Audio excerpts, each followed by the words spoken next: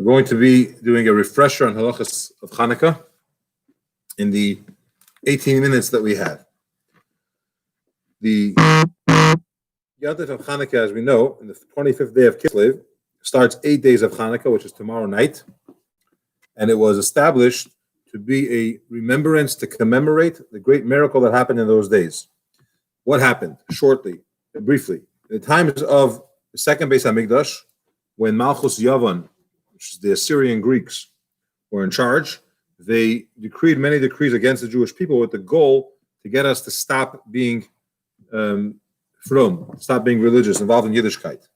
They helped themselves to Jewish money, to the girls. They went into the Beis HaMikdash, and they did a lot of different things there, including putting a idol in the Beis HaMikdash.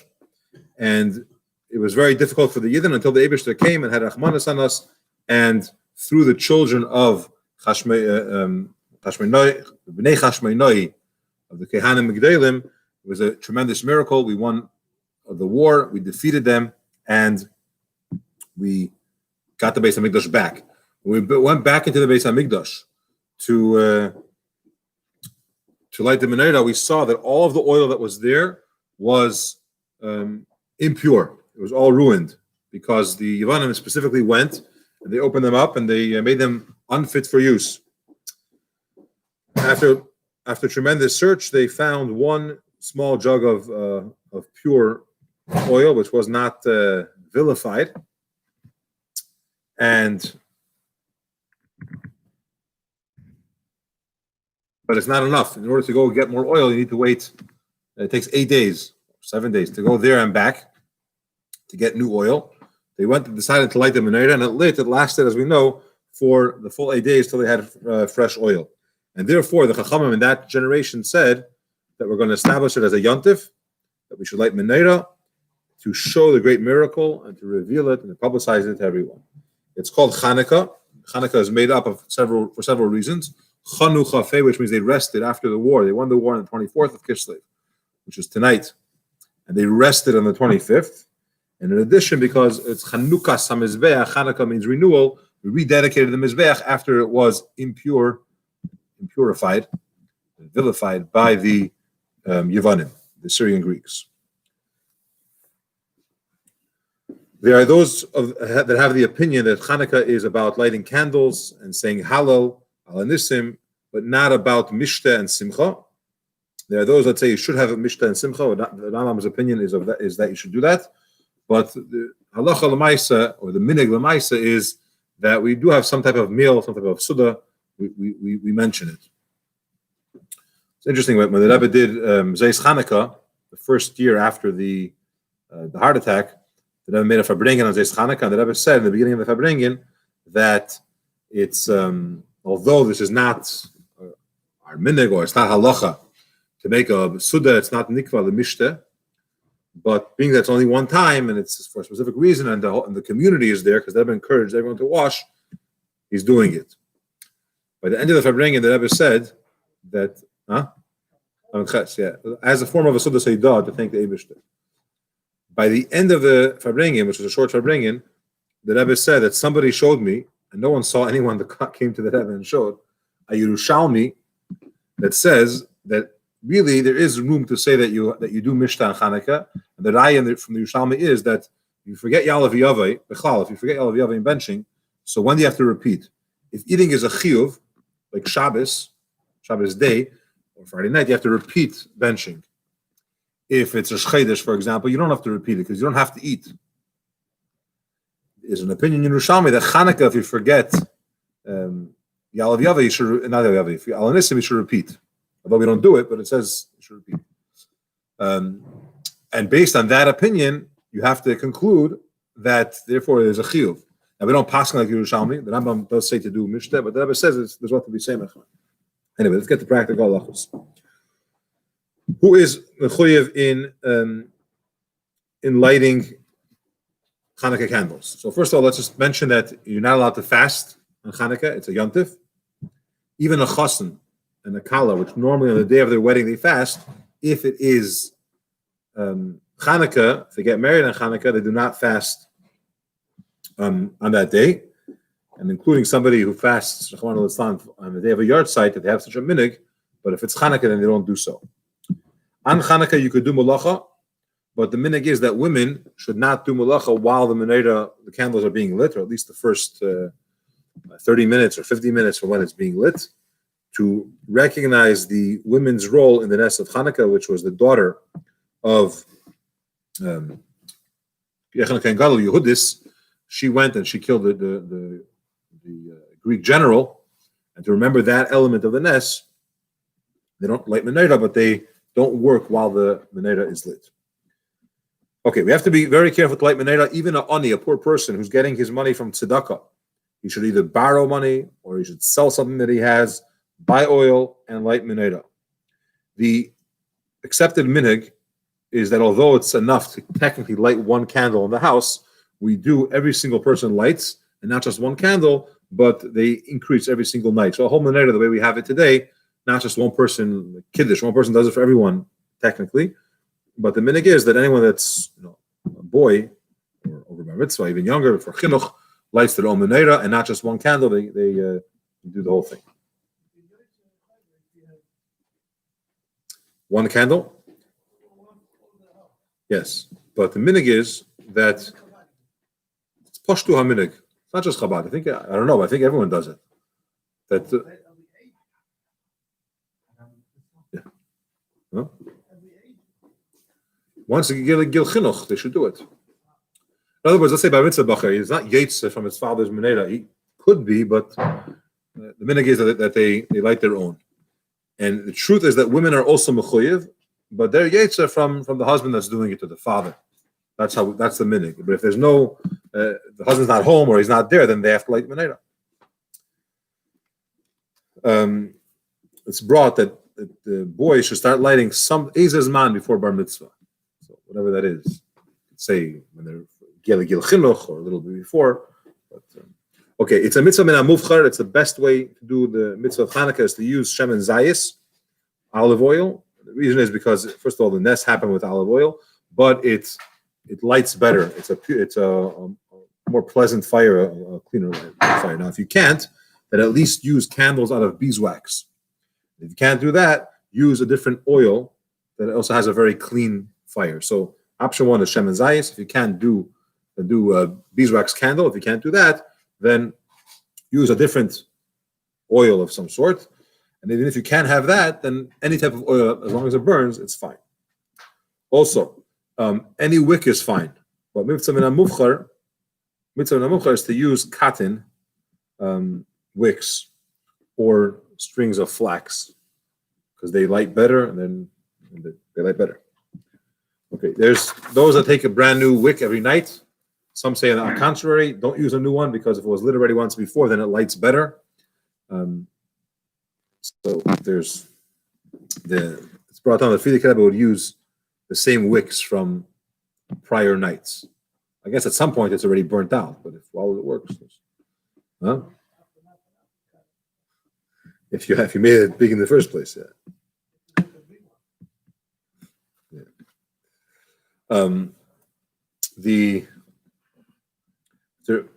Another detail here that if you're using the old wicks, make sure you use the old wick for the new candle. But the new one, in other words, the second night, use the old wick in the new one that you're lighting first, because it's a better wick. You do that one first. The shamish, our minhag is to use a beeswax candle. Technically, you can use anything for a shamish, but we use an eshel shaiva. The candles themselves should be straight, not in a circle or a half a circle, not one higher, one lower. It shouldn't look like a fire, like a bonfire, a medura. It should be very clear which night it is. You see there's 2 candles, 3 candles. You have to be careful with that. And if you're using shaiva, beeswax, you should be extra careful that they're not too close to each other, that they don't start to melt and just get combined, and it's not workable. It gets ruined. A person should have a nice menorah made out of metal, and if he could afford it, then he should have one of silver for hidur mitzvah, again, to beautify the mitzvah. But point of saying metal here is that it shouldn't be just some kind of disposable. Technically, you can take eight bottles of mashke and put water and then put a little oil on top. It works, but you should have a nice mitzvah. You should do it nice. Extra oil that's left over from Chanukah, which is important. You can't use it for anything else unless you made a t'nai when you bought it. You're saying, I'm going to use whatever I need for Chanukah, and the rest I'm going to use for eating, for cooking, whatever. Then you're allowed to. However, that is regarding the oil that's mamish poured in. But if you have a bottle of oil, you don't have to make a t'nai. You just pour whatever you want. And next, okay. Where does the menorah belong? Where should you put it?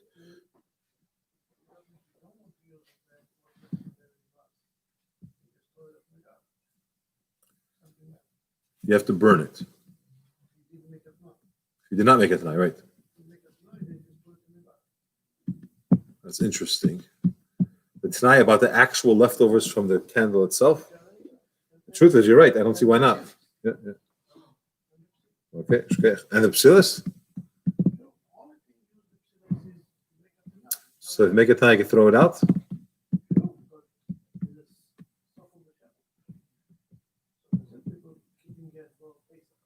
Right.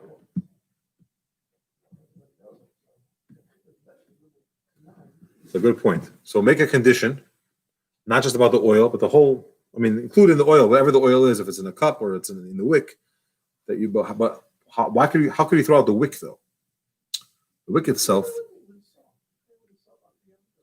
No, the wick itself. How could you throw out the wick? You should have to burn it.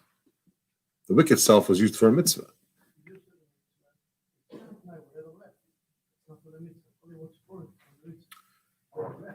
You can make the same thing for a lulav. You can't do that. A t'nai, you can throw it out. Interesting. Okay.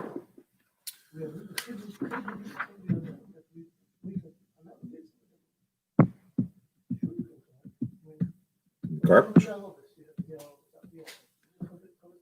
That's a different question.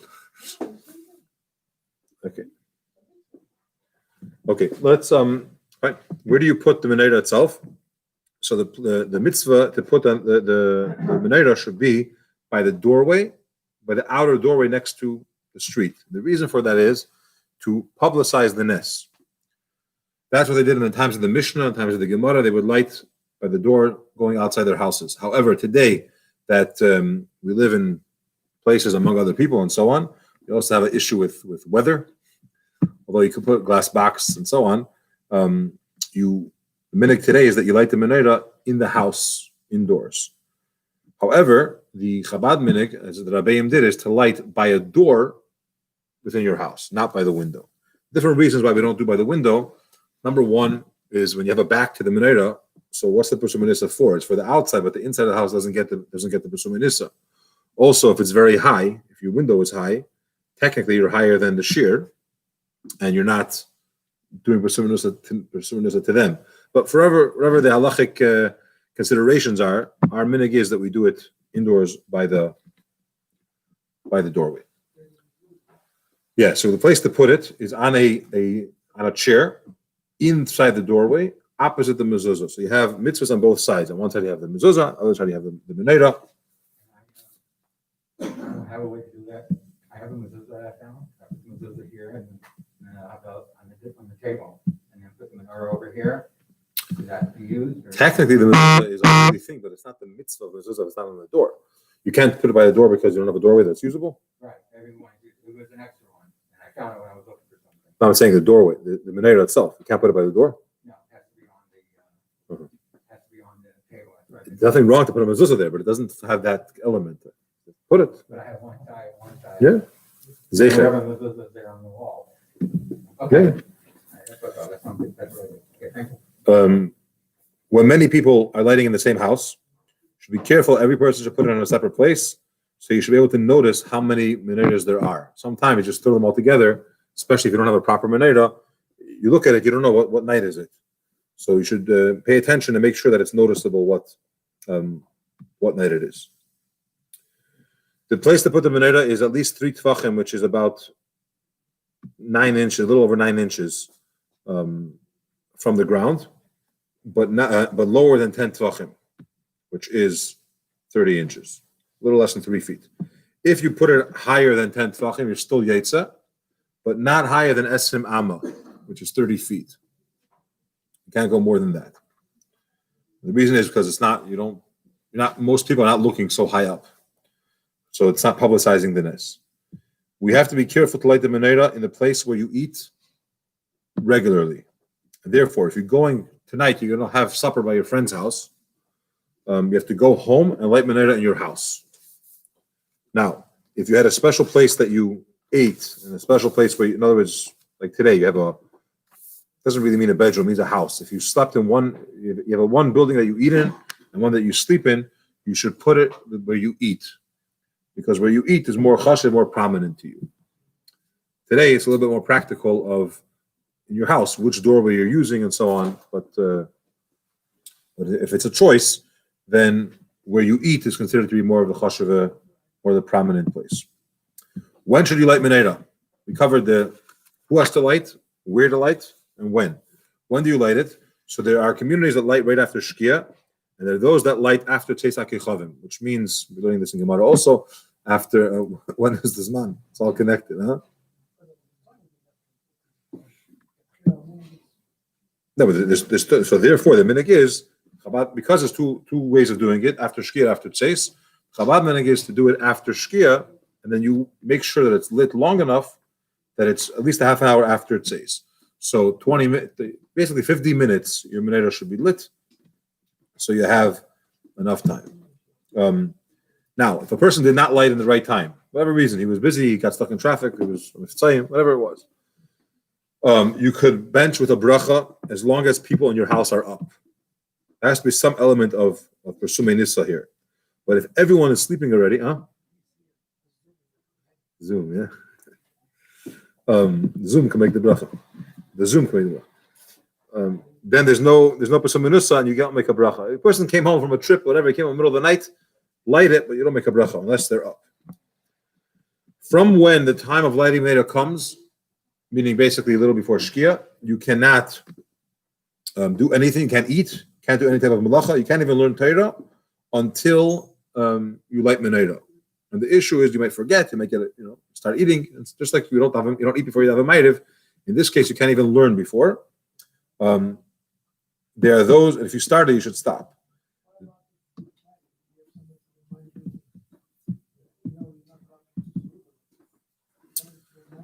So it's interesting. I'm thinking back and forth about that because, so he says over here that there are those people that are machmer even more. Half hour before the Zman, they stop. In other words, half an hour before Shkia, they don't eat or learn. He says, don't be machmer about learning. Don't eat, but you can learn. It's not time to light it, you can learn. Maybe we could apply the same thing, that if you have a set time for Ma'ariv, and you're not going to light anyways, and there's a minyan here, and you're going to go, a minyan kavu, and you're going to go home, that between Ma'ariv, which is just sit around because you can't do anything, because you're not allowed to learn because of menorah. You're not lighting menorah anyways. We lit it in shul after mincha. If someone reminds you, it's very b'di'evet to rely on that. We're not going to do that tomorrow night. You have to do it at mincha time. It hasn't changed the day yet. We are going to do it, yeah. After mincha, we have menorah. How can you do it? It's not the first time I've yet. It is shkia after shkia. It's mincha time. That's when you light. Yeah. Oh, after mincha time, even though it's not dark time. It's shkia, and you make sure that it lights for longer. Oh, I didn't know. We want to do it tomorrow night. That's why we're learning. Here. Yeah, that's nice to know. Hey, Sean. Oh.